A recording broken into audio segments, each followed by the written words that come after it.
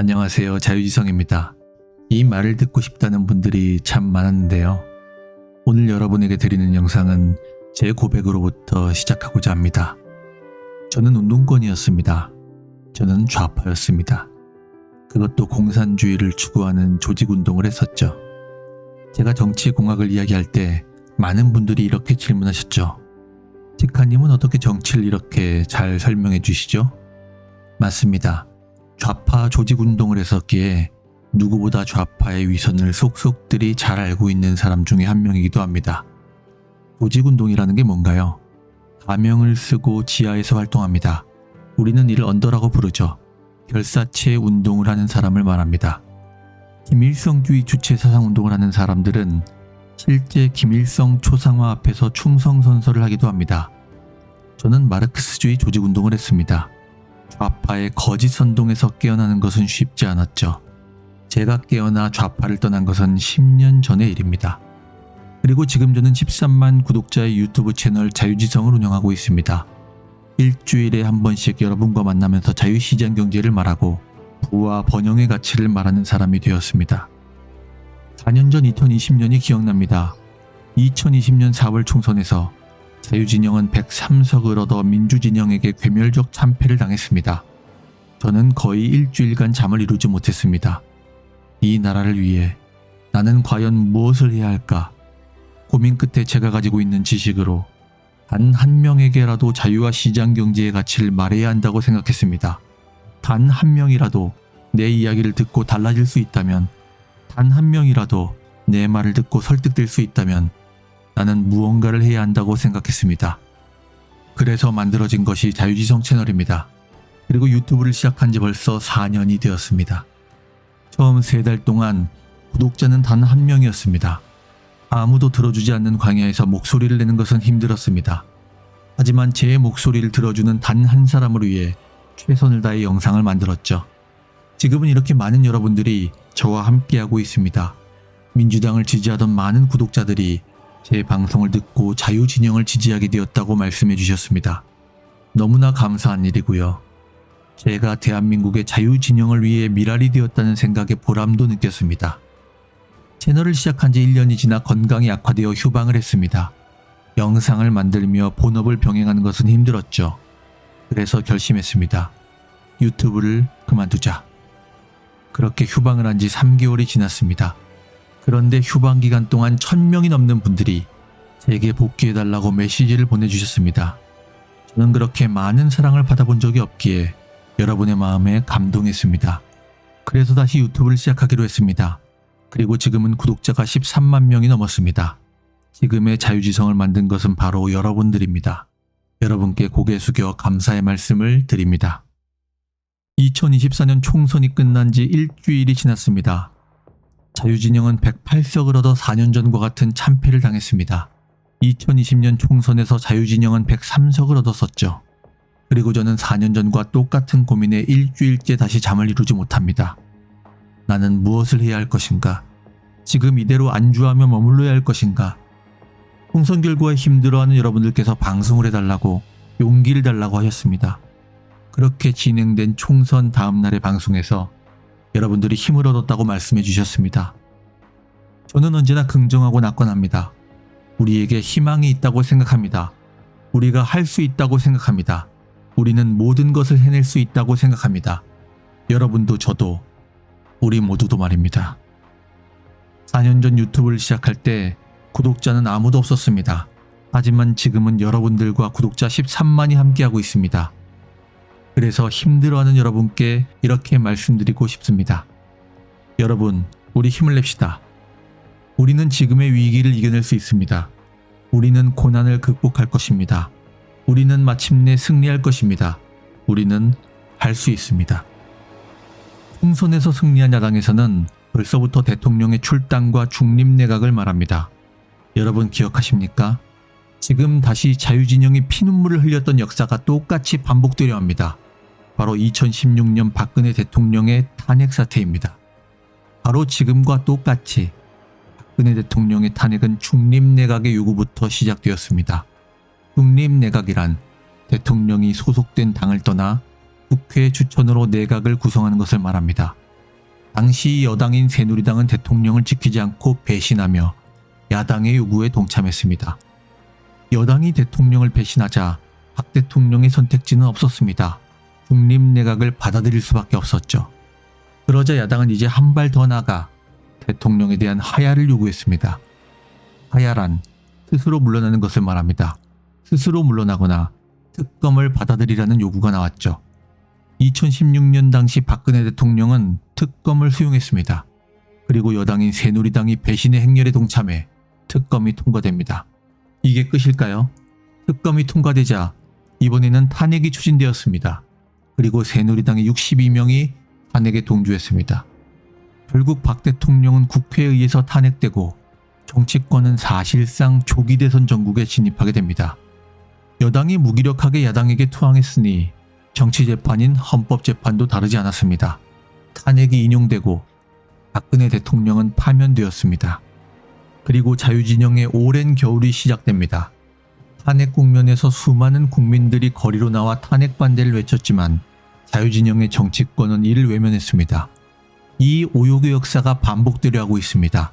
여러분께서 두 눈을 부릅뜨고 힘을 모아 정치권을 견인해야 됩니다. 총선 패배의 결과를 받아든 지금 8년 전 2016년과 똑같은 상황이 펼쳐지고 있습니다. 야당은 특검을 받아들이라고 하며 야당이 주장하는 특검에 찬성해야 한다고 말하는 여당 의원들이 있습니다. 여당 의원들이 이탈해 야당에 동참하는 것은 2016년의 역사가 반복되는 것이죠. 2016년 그때처럼 대통령의 탄핵과 하야가 언급되기 시작했습니다. 박근혜 대통령 탄핵 국면과 똑같은 상황이 전개되고 있습니다. 이준석이라는 자는 특검으로 대통령이 탄핵될 것이라 말합니다. 남은 임기를 채우지 못할 것이라 말합니다. 개혁신당의 천하람이라는 자는 대통령 스스로 임기를 단축하라고 합니다. 이 중에서 최상명 특검이 제일 먼저 추진될 것 같아요. 네, 5월 초에 추진한다고 네. 이렇게 나서. 국민의힘 내부에서도 지금 이제 찬성 의견이 나오고 있기 때문에. 근데 최상명 특검은 잘못인가요, 잘인가요? 진행하다 보면 대통령 탄핵하고도 연결될 수도 있는데. 그렇죠. 대통령이 연결돼 있다면 뭐 가장 민감한 사안이라고 볼 수 있습니다. 그러니까요. 네. 이거를 하자고 하는 그 국민의힘 내부에 네. 젊은 당선자들이 있더라고요. 김재섭, 안철수 뭐 이런 분들은 네. 공개적으로 김용태 이야기를 했죠. 당선인. 예. 예. 한 8명 모을 수 있을 것 같아요. 충분히 모을 수 있을 것 같습니다. 대통령실에서 이걸 어떻게 막지? 못 막을 것 같은데. 또 어렵죠. 또 지방선거도 있고 이제 국민의힘 내부에서는 각자들 삶이 있는데. 예. 각자들 살. 그렇습니다. 특검을 받는 순간 또 다른 탄핵 사태가 시작될 것입니다. 야당은 왜 특검을 요구하는 것일까요? 탄핵의 요건이 법률 위반이기 때문입니다. 180석을 가진 민주당에게 특별검사의 추천권을 부여해 민주당과 동조하는 특검으로 대통령의 법률 위반을 만들어내려는 것입니다. 과거 탄핵의 역사는 우리에게 해답을 알려주고 있습니다. 검찰과 경찰, 고위공직자 수사처가 있는데 야당이 특검을 주장하는 이유는 무엇일까요? 민주당의 입맛에 맞는 특검을 통해 그들의 입맛에 맞는 수사 결과를 만들어내려는 것입니다. 그들이 만들어낸 수사를 생중계하도록 해 여론을 조작하려는 계략도 있죠. 하지만 국민의힘에서도 안철수, 조경태, 김재섭을 비롯해 야당의 특검론에 동조하는 의원들이 나오고 있어 너무나 안타깝습니다. 여당 정치인들은 박근혜 대통령 탄핵의 교훈을 잊은 것 같습니다. 누가 그 교훈을 말해야 합니까? 우리 자유진영의 국민들입니다. 민주당은 한동훈과 김건희에 대한 특검을 통해 이들을 마치 최순실처럼 인식되도록 만들려는 것이 목적입니다. 특검 이후에는 탄핵과 임기 단축 요구가 나올 것입니다. 탄핵 대신 임기 단축 개헌을 받아들이라고 압박할 겁니다. 목적은 무엇일까요? 이재명과 조국의 범죄에 대한 판결이 확정되기 전에 현 정부를 끌어내려 조기 대선을 하려는 것이 저들의 의도입니다. 그래서 지금은 자유시장 경제를 추구하는 우파 정권의 위기이며 나라의 위기인 것입니다. 그럼에도 여당 정치권은 내부 분열로 하나 되지 못하고 있죠. 자유를 영원하는 국민들의 애끓는 마음은 안중에도 없이 야당의 주장에 동조하는 행각을 저지르고 있습니다. 홍준표는 총선 참패의 지옥을 맛보게 해준 한동훈을 용납할 수 없다고 했습니다. 그리고 한동훈에게 특검을 받을 준비나 하라고 야당과 동일한 주장을 하고 있죠. 하지만 여러분은 홍준표 대구지사에게 이렇게 물어야 합니다. 홍준표 지사가 당의 대표이던 2018년 지방선거의 결과는 어땠습니까? 대구 경북을 빼고 전국의 모든 곳이 민주당에게 넘어가는 괴멸적 참패를 당했습니다. 홍준표 본인 스스로 이렇게 말했죠. 나라가 통째로 넘어갔다. 그 당시의 절망적 상황은 지금에 비할 바가 아닙니다. 홍준표가 대표를 하던 당시 지방선거는 한국 보수정당 역사상 최악의 대참패로 기록되었기 때문이죠. 자유진영에게 역사상 최악의 대참패라는 지옥을 안겨줬던 홍준표가 총선 패배의 모든 책임을 한동훈에게 돌리며 지옥을 맛보게 했다고 합니다. 깜도 안 대며 셀카 찍다 말아먹었다는 막말을 늘어놓으며 내부 공격에 혈안이 되어 있습니다. 하나로 뭉쳐도 모자를 파냐 말입니다. 홍준표는 여러분에게 이렇게 말합니다. 문재인의 사냥개가 되었던 사람을 데리고 와서 배알도 없이 그 밑에서 박수치는 게 그렇게도 좋더냐. 홍준표가 여러분에게 이야기하고 있는 것입니다. 저를 포함해 국민의힘을 지지한 45%의 국민들이 배알도 없는 노예가 된 것이죠. 문재인 정권에서 윤석열과 한동훈은 검사였습니다. 검사는 검찰청 소속이며 검찰청은 법무부 소속입니다. 법무부는 대통령이 지휘하죠. 그래서 홍준표의 논리라면 문재인 정권의 검사는 모두 문재인의 사냥개가 되는 것입니다. 윤석열과 한동훈이 박근혜 대통령과 측근들을 수사했던 사실을 부정하는 것이 아닙니다. 홍준표의 논리라면 윤석열도 문재인의 사냥개였다는 거죠. 윤석열도 한동훈도 문재인 정권 밑에서 탄핵 사건을 수사했기 때문입니다. 그런데 홍준표는 한동훈에게 입에 담기 힘든 욕설에 가까운 폭언을 퍼부으며 윤석열 대통령에게는 책임을 돌려서는 안 된다고 말합니다. 홍준표는 왜 윤석열 대통령에게는 책임이 없고 한동훈 위원장에게 모든 책임이 있다고 말하는 걸까요? 홍준표 자신이 윤석열 대통령의 낙점을 받아 다음 대통령 선거의 후보자가 되려는 목적 때문입니다. 그래서 윤석열 대통령은 책임이 없다고 하는 것입니다. 그리고 한동훈 위원장은 다음 대선의 경쟁자이니 총선 패배를 명분으로 강력한 경쟁자를 쳐내려고 하는 것입니다. 한동훈 위원장은 박근혜 대통령 이후 구름대처럼 대중들을 몰고 다니는 최초의 정치인이었기 때문이죠. 거친 입으로 한동훈 위원장을 몰아세워 참패의 원흉으로 삼고 책임을 씌워 정치권에서 몰아내려는 것입니다. 하지만 국민들은 선거 패배의 원인을 대통령이라 생각하고 있으며 홍준표의 저격에도 불구하고 한동훈은 차기 당권 여론조사에서 1위를 달리고 있습니다. 따라서 홍준표의 독설은 자신의 대선 출마를 위한 행각입니다만 자유진영의 시민들에게 역풍을 맞을 것으로 봅니다. 국민의힘을 지지하는 시민들을 무시하는 오만한 태도로 우파의 분열에 앞장서고 있으니까요. 심지어 국민의힘을 가리켜 70대가 넘는 노인층에만 걸구하는 당이라고 합니다. 이 말을 듣고 어르신들은 무슨 생각을 할까요?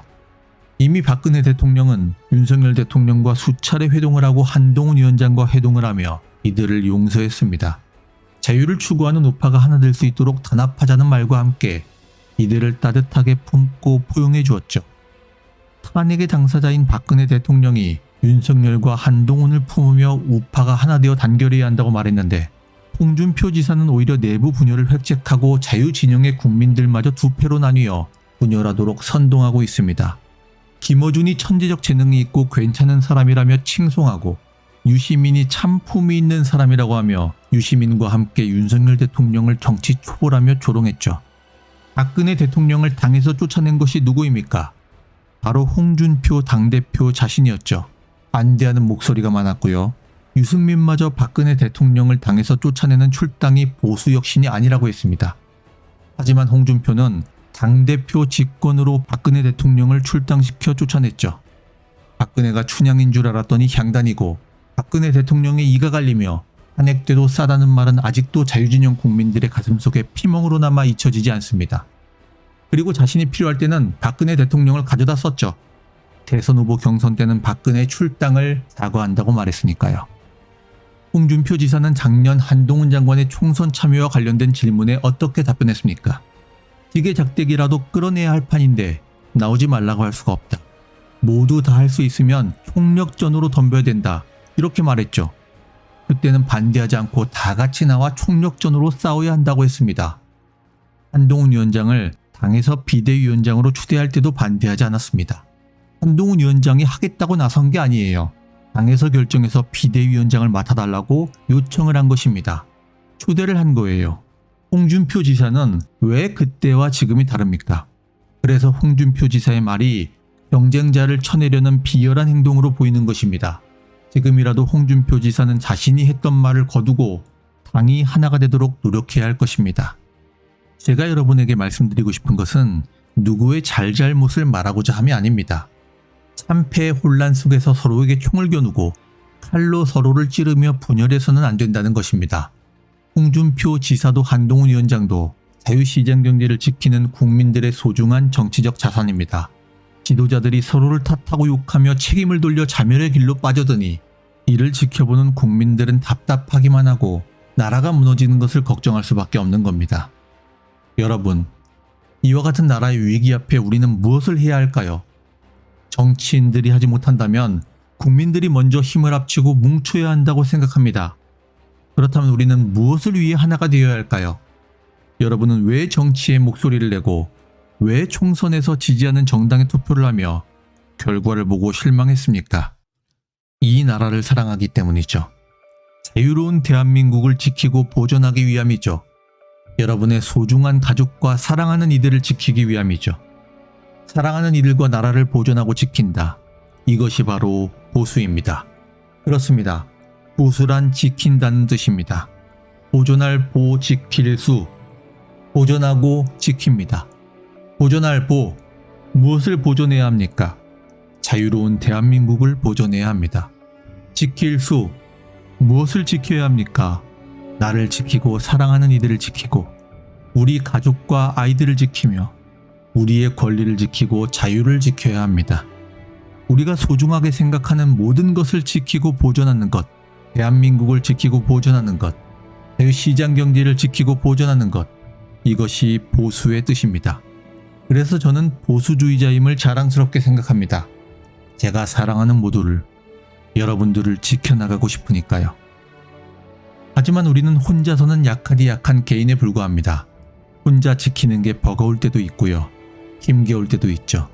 그렇다면 우리는 어떻게 해야 합니까?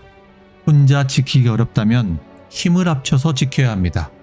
그래서 우리는 함께해야 하는 것입니다. 그래서 우리는 하나로 뭉쳐야 되는 것입니다.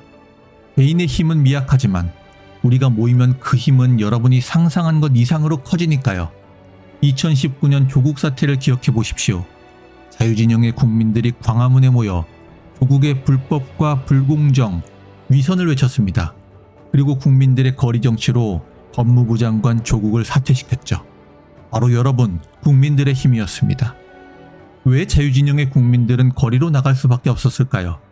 2017년 탄핵 사태를 거쳐 2018년 홍준표 당대표 시절의 지방선거에서는 한국 보수정당 역사상 최악의 참패를 당했고 이어진 2020년 총선에서는 103석을 얻어 최악의 패배를 당했으며 정권마저도 문재인 대통령이 집권하고 있었기 때문입니다. 행정부, 지방정부, 국회를 모두 완벽하게 장악당했기에 제도권 국회에서 할 수 있는 일은 없었습니다. 그래서 국민들이 거리로 나와 외치고 일어섰던 겁니다. 이를 우리는 거리 정치라고 부릅니다. 그리고 행정부, 지방정부, 국회를 모두 장악당한 최악의 상황 속에서도 국민들은 윤석열 후보를 대통령으로 당선시키며 정권을 교체했습니다. 이것은 결코 정치인의 힘이 아니었습니다. 거리 정치를 통해 자유진영의 저력을 보여준 국민들의 힘이었습니다. 바로 여러분이 국민의 위대한 승리를 이뤄낸 주역인 것입니다. 다시 우리는 총선의 참패를 겪으며 앞으로를 전망합니다. 문제는 우리에게 시간이 많지 않다는 것입니다. 내부 분열을 하고 서로에게 총칼을 겨누며 싸울 때가 아니라는 것입니다. 2026년 지방선거, 2027년 대선, 2028년 총선이 연속으로 이어지기 때문입니다. 우리 국민들은 3년 연속 선거 국면 속에서 나라의 운명을 좌우하는 선택을 해야 하는 절체절명의 시기를 맞게 됩니다. 2026년 지방선거에서 참패한다면 국회와 지방정부가 야당의 손에 들어갑니다. 국회의 지역구는 이미 야당에 의해 압도적 다수가 장악되었습니다. 여기에 지방자치단체 조직까지 야당에게 장악당하면 대선에서 어떤 결과가 나올까요? 지난 대선에서 우리는 불과 0.7% 차이로 승리했을 뿐이라는 점을 기억하시기 바랍니다. 그리고 대선 다음으로 벌어지는 선거에서 국민들은 예외 없이 정권에게 큰 힘을 실어줬습니다. 그래서 2028년 총선은 대선에서 승리하는 당이 압승을 할 것입니다. 결국 2026년 지방선거에 나라의 운명이 달려있다고 해도 과언이 아닌 것입니다. 그리고 2026년 지방선거 준비는 2025년부터 시작될 겁니다. 그래서 우리에게는 시간이 없는 겁니다. 올해 내로 전열을 정비하고 싸워나가야 하는 것입니다. 그런데 지금 우리의 모습은 어떻습니까? 자유진영의 우파를 지향한다는 자유통일당은 한동훈 위원장을 맹비난하고 있습니다. 심지어 전응아, 과대망상증이라고 조롱하는 것에서는 더 이상 할 말을 잃었습니다. 이렇게 말한 분은 유튜브 구독자 150만의 신의 한수를 운영하는 신혜식 씨입니다. 저는 지역구는 국민의힘을, 비례는 자유통일당에 한 표를 행사했습니다. 그리고 방송에서 이렇게 말했죠. 국민의힘에게 실망한 분들은 기권하지 말고 비례에서 자유통일당에게 한 표를 행사해 주십시오. 그래서 저는 한 명의 유권자로 자유통일당의 목소리를 낼 자격이 있다고 생각합니다. 지금은 서로를 비난하고 책임을 전가하며 아군에게 총을 쏠 때가 아닙니다. 우리에게는 시간이 없기 때문입니다. 하나가 되어도 부족한 이때 자유진영 내에서 분열과 반목, 싸움질을 해서는 안 됩니다. 그래서 여러분은 자유통일당의 한동훈 위원장에 대한 비난을 멈출 것을 촉구해야 합니다. 자유통일당이 받은 2.26%의 표가 국민의힘으로 갔으면 2석을 더 얻을 수 있었죠. 한동훈 위원장이 자유통일당의 분열의 책임을 제기했습니까? 한동훈 위원장은 모든 것이 자신의 책임이라고 이야기했을 뿐입니다. 패배는 우리 모두의 책임이라는 점을 말씀드리고 싶습니다. 자성하며 패배의 원인을 찾고 하나로 뭉치는 것으로부터 시작해야 합니다. 남 탓이 아니라 내 탓입니다. 김수환 추기경은 이렇게 내 탓이라고 해야 비로소 신뢰가 회복되고 하나가 될 수 있다고 말했습니다. 사회주의를 찬성하는 국민들이 70%가 넘는 해방 국면에서 우리에게 자유시장경제 체제를 선물해준 건국의 아버지 이승만 박사. 그는 1945년 10월 16일 미국에서 귀국해 라디오 방송에서 이렇게 말했습니다. 나를 따라주십시오. 우리는 뭉치면 살고 흩어지면 죽습니다. 사회주의가 아니라 이승만이 추구했던 자유시장경제를 따라달라는 호소였습니다. 우리는 다시 이승만 박사의 호소를 기억해야 합니다. 뭉치면 살고 흩어지면 죽습니다. 정치권도 유튜브의 시민사회도 이 말을 되새겨야 할 것입니다. 이렇듯 정치권도 자유진영의 시민들도 서로를 욕하며 분열되어 있는 혼돈의 상황 속에서 우리는 과연 무엇을 해야 할까요? 나는 무엇을 해야 할까요? 4년 전 그때처럼 잠 못 이루는 밤이 지속됩니다. 괴로움 속에 일주일을 보냈지만 뉴스에서는 서로에게 책임을 전가하고 싸우며 욕하는 우파의 모습만 보입니다. 한 좌파 방송에서는 우파가 스스로 무너지고 있다면서 조롱하더군요. 너무나 마음이 아픕니다. 이처럼 정치권이 분열하고 있더라도 우리 자유진영의 국민들은 하나 되어 패배의 원인을 분석해야 합니다. 그리고 우리가 나아갈 길을 찾아야 합니다. 언제나 위기의 상황에서 나라를 일으켜 세운 것은 국민들이었으니까요. 저는 선거 다음날 방송을 통해 선거 결과가 우리에게 시사하는 점이 무엇인지 말씀드렸습니다. 선거에서 패배한 핵심적 이유는 무엇일까요? 지난 대선에서 보수에게 높은 지지를 몰아줬던 2030 민심이 돌아섰기 때문입니다. 2030의 지지를 얻지 못한 것이 참패의 원인입니다. 그렇다면 선거의 결과로부터 우리가 무엇을 해야 할지가 도출됩니다. 20, 30대 청년들의 지지를 얻기 위해 모든 노력을 다해야 한다는 것이죠. 20, 30대 청년들의 마음을 얻지 않으면 선거에서 이길 수 없기 때문입니다. 따라서 청년들의 여론을 움직일 수 있는 미디어 혹은 매체가 필요하다는 것이 저의 분석입니다. 여러분은 우리가 무엇을 해야 한다고 생각하십니까? 여러분 자신은 무엇을 해야 한다고 생각하십니까? 총선 이후 우리의 과제는 무엇이 되어야 합니까? 여러분의 생각을 댓글로 남겨주시면 감사하겠습니다. 지금 우리는 하나 되어 대한민국의 미래를 위해 토론할 때입니다. 나라가 망한다는 부정과 나라를 떠날 거라는 비관은 철저히 차단하겠습니다. 저는 자유진영의 우파가 승리할 수 있는 길 여러분과 함께 찾고 싶기 때문입니다. 그래야 우리가 함께 행동할 수 있기 때문입니다. 저도 여러분의 의견을 수렴하는 가운데 제가 해야 할 일을 찾고자 합니다. 다만 분명한 것은 말이 아니라 함께 실천해야 한다는 것입니다. 지성인 여러분들의 지혜를 구하며 댓글을 통해 의견을 주십시오. 여러분의 의견을 토대로 다음 편에서 이야기를 이어나가겠습니다. 여러분, 용기를 냅시다. 우리는 할 수 있습니다. 긴 시간 들어주신 여러분께 감사의 말씀을 드리며 자유지성은 다음 시간에 더 나은 목소리로 여러분을 다시 찾아뵙겠습니다. 고맙습니다.